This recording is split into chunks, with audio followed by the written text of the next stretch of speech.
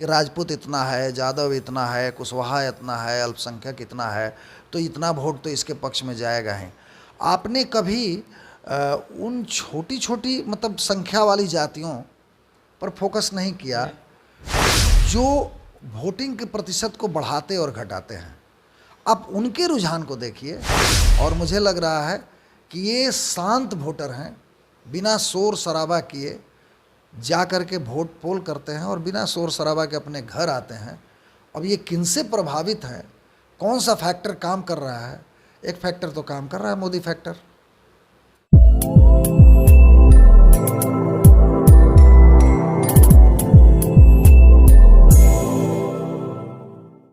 नमस्कार, मैं हूं सोनू और आप देख रहे हैं मीडिया दर्शन अखबार का यूट्यूब चैनल। मैं बात करूंगा औरंगाबाद लोकसभा को लेकर। औरंगाबाद लोकसभा चित्तौड़गढ़ के नाम से जाना जाता है और मैं बता दूं कि बिहार का वो एकलौता सीट है कि लगातार वहां से राजपूत जाति का वर्चस्व रहा है। वहां पर लगातार राजपूत जाति के ही लोग सांसद बनते आ रहे हैं, मगर इस बार कुछ समीकरण इधर उधर देखा जा रहा है, क्योंकि इस बार जो लड़ाई आमने सामने की थी, जो अभय कुशवाहा वहां से लड़े हुए थे। मैं फिर से एक बार बता देना चाह रहा हूं कि वहां पर तकरीबन 2 लाख वोट सबसे ज्यादा राजपूतों का बताया जाता है। इसके बाद यादवों का 1,90,000 और इसके बाद 1,20,25,000 कुशवाहा का वोट बना जाता है। मगर लड़ाई जिस तरह से कहा जा रहा है कि वहां पर इस बार राजपूत की जो चित्तौड़गढ़ कहा जाता है औरंगाबाद, उस किला को फतेह किया जा सकता है। और इसी पर मेरे साथ बात करने के लिए देख सकते हैं कि सीनियर पत्रकार नरेंद्र कुमार जी हैं। क्या कहिएगा सर, जिस तरह से औरंगाबाद की हाल है, स्थिति है, इस बार क्या होगा औरंगाबाद में?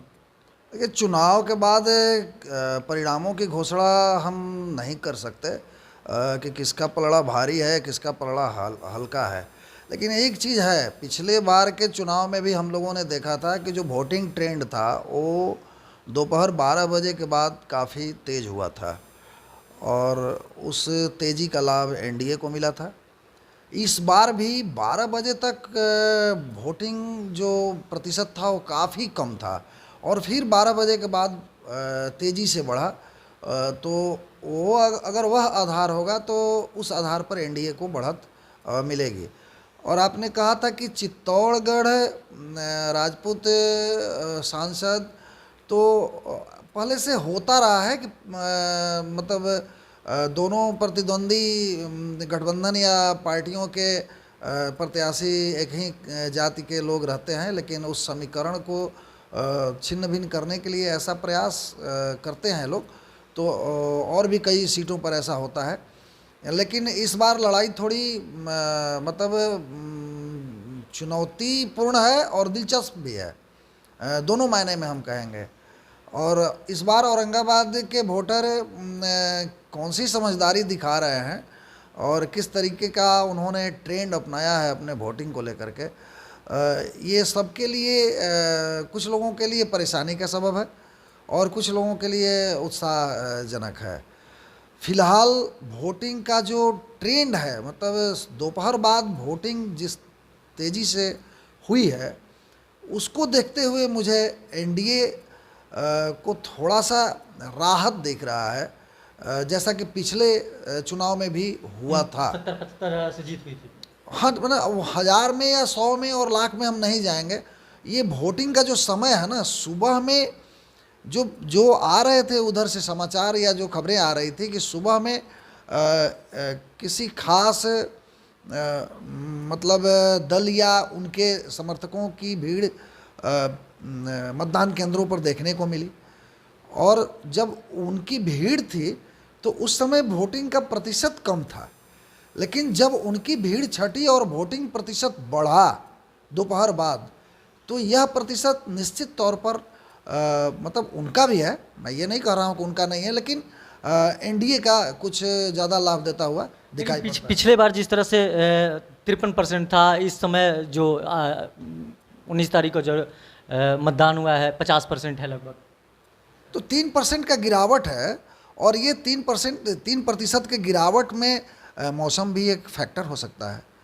42 डिग्री के टेम्परेचर में एक सामान्य मतदाता तो मतदान केंद्र पर जरूर जाएगा, लेकिन जो थोड़ा सा मतलब फिजिकली परेशानी में है, जिसकी उम्र ज़्यादा है या किसी रोग वोग से थोड़ा सा वो परेशान है, तो निश्चित तौर पर वह जाने से हिचकिचाएगा। नहीं तो ये मतलब इस प्रतिशत के गिरावट में मौसम को हम सबसे बड़ा फैक्टर मानते हैं, और थोड़ा सा तो मतलब प्रत्याशियों को लेकर के मतदाताओं में असमंजस रहती ही है, उसका भी हाथ है, लेकिन मौसम इसमें बड़ा फैक्टर है। लेकिन लगातार जिस तरह से औरंगाबाद लोकसभा में हम लोग कवरेज कर रहे थे, जिस तरह से सुशील सिंह को लेकर विरोध था और जो इस बार प्रत्याशी अभय कुशवाहा आए थे, तो साफ तौर पे लोगों का कहना था कि इस बार की जो लड़ाई होगी काफ़ी टक्कर की लड़ाई मानी जाएगी।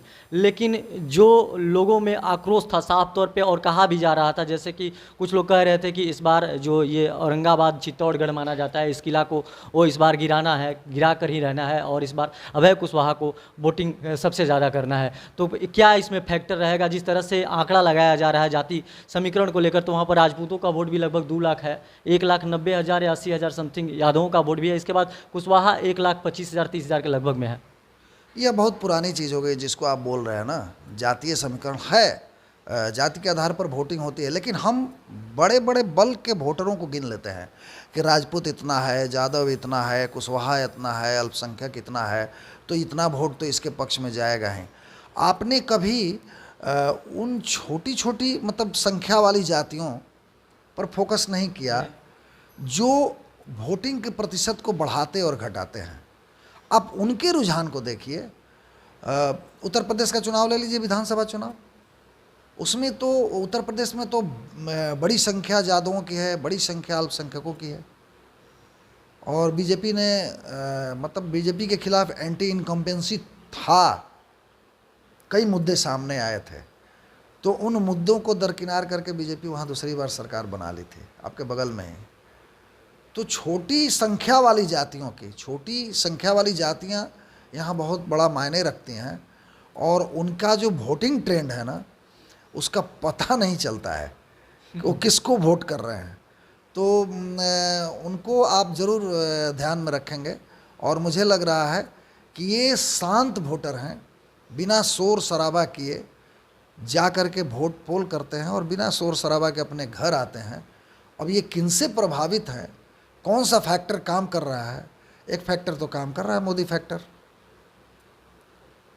अब विपक्ष के तरफ से जो आपने बताया कि चित्तौड़गढ़, सिर्फ औरंगाबाद के लिए चित्तौड़गढ़ एक मुद्दा है, चूँकि विपक्ष ने या पक्ष ने, किसी ने भी अगर यह प्रयास किया है कि हम राजपूत से अलग कोई दूसरी जाति से प्रत्याशी देते हैं, तो उनके पास ये मुद्दा ज़रूर होगा कि हम चित्तौड़गढ़ को ध्वस्त करने जा रहे हैं, इसलिए कि औरंगाबाद की इतिहास पुरानी रही है। और ऐसा कहीं नहीं है, विपक्ष की तरफ से कभी निखिल बाबू भी चुनाव लड़ा करते थे, मतलब कई ऐसे उदाहरण हैं कि मतलब दोनों तरफ से एक ही जाति के लोग कैंडिडेट बने थे, लेकिन विपक्ष को अपने मतदाताओं को बटोरने, चाहे वो आधार जातीय रहा हो, चाहे सेंटिमेंटल रहा हो, उस आधार को कैश करने के लिए चित्तौड़गढ़ का मुद्दा उठाया जाता है कि अब की बार हम इसे ध्वस्त करने जा रहे हैं, तो उस आधार पर कुछ वोटर इकट्ठे हो जाए। ये एक मुद्दा है चित्तौड़गढ़, हकीकत ऐसा नहीं है। जाति, किसी जाति का कैंडिडेट चुनाव जीत जाता है, लगातार जीत जाता है। कई ऐसे बिहार और देश के कई ऐसे संसदीय क्षेत्र हैं जहां एक ही जाति के प्रत्याशी लगातार चुनाव जीतते रहे हैं।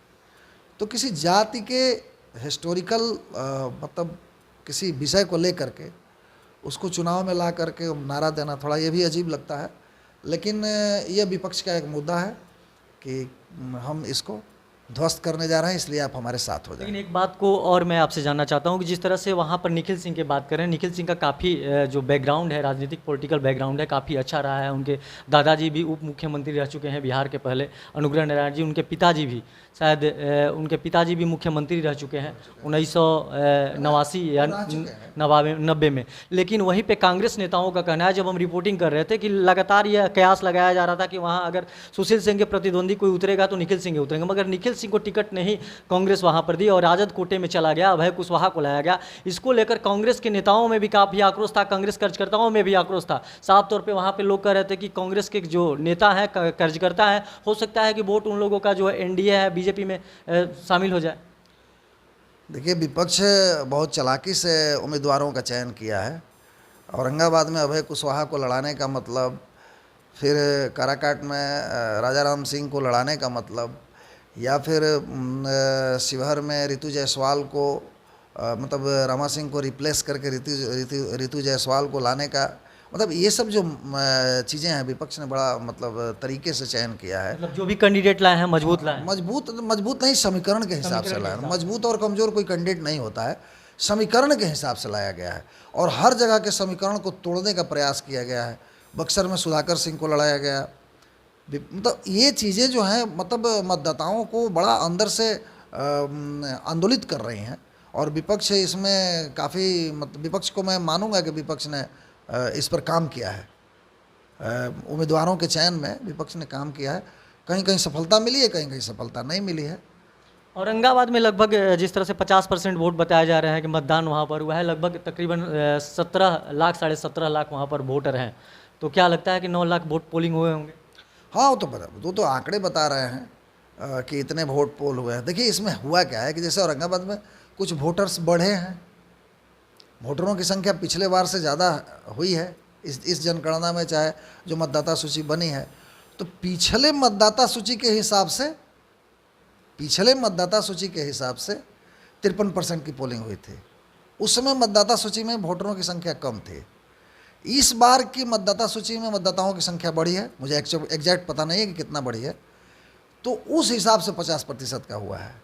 संख्या के हिसाब से देखिएगा तो पिछले बार की संख्या और इस बार की संख्या लगभग बराबर है। चूँकि इस बार मतदाता बढ़े हैं तो बढ़े हुए मतदाताओं में से जब कम पोलिंग होगा तो उनका परसेंटेज कम होगा, लेकिन पोल जो नंबर्स के हिसाब से है वो पिछले बार के आसपास का ही है। तो उसका लाभ किसको मिलेगा ये तो मैं कैसे कह दूंगा, ये कहना मतलब किसी भी व्यक्ति के लिए मूर्खतापूर्ण होगा कि वो बता देगा कि लाभ किसको मिलेगा। ट्रेंड के आधार पर आप कह सकते हैं। पिछली बार जब चुनाव में दोपहर बाद वोटिंग हुई थी तो उसका लाभ एनडीए को मिला था। इस बार भी दोपहर के बाद वोटिंग तेज हुई है तो एनडीए का मतलब उस हिसाब से लगता है कि एनडीए को लाभ है। मतलब वहाँ एनडीए को लाभ, मतलब उस वोटिंग ट्रेंड के हिसाब से हम कह रहे हैं। हम तो मतदाताओं से के मन में नहीं घुसे हुए हैं ना, लेकिन जो वोटिंग ट्रेंड है उस हिसाब से कह रहे हैं कि पिछली बार की पुनरावृत्ति हुई है और इस बार भी वोटर दोपहर बाद निकले हैं घरों से और जाके वोट किए हैं, तो उसका लाभ पिछली बार की तरह बीजेपी को मिल सकता है। जैसे कि अभी आपने विश्लेषण सुना, जो वरिष्ठ पत्रकार हैं, साफ तौर पे इनका कहना है कि पिछले साल जो 2019 लोकसभा का चुनाव हुआ था वहाँ 53% वोट टोटल पोलिंग हुए थे, यानी कि मतदान 53% हुआ था। मगर इस बार जो 2024 का मतदान हुआ है औरंगाबाद लोकसभा में 50% हुआ है और दोपहर के बाद हुआ है। काफ़ी मतलब लोग बढ़ चढ़ कर मतदान देने गए हैं दोपहर के बाद, काफ़ी अच्छा है। इसके लिए वजह से साफ तौर पे इनका कहना है कि वहाँ एनडीए का पलड़ा अभी भी भारी है। बाकी तमाम आप ऐसे ही खबर देखने के लिए हमारे साथ बने रहिए। तब तक के लिए दीजिए इजाज़त, धन्यवाद।